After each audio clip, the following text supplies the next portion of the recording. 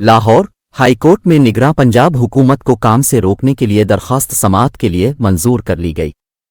عدالت نے وفاقی حکومت اور الیکشن کمیشن سمیت دیگر فریقین کو نوٹسز جاری کر دیے۔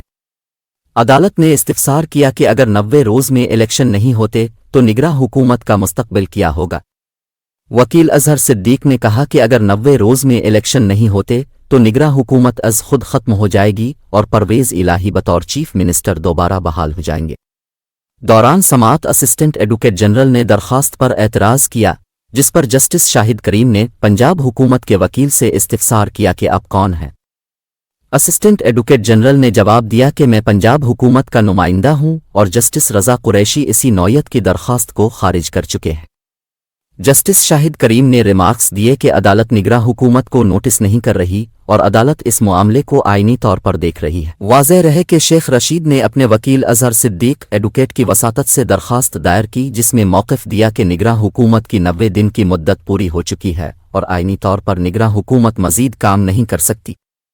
درخواست میں استدعا کی گئی کہ عدالت نگراں حکومت کو کام سے روکنے کا حکم دے۔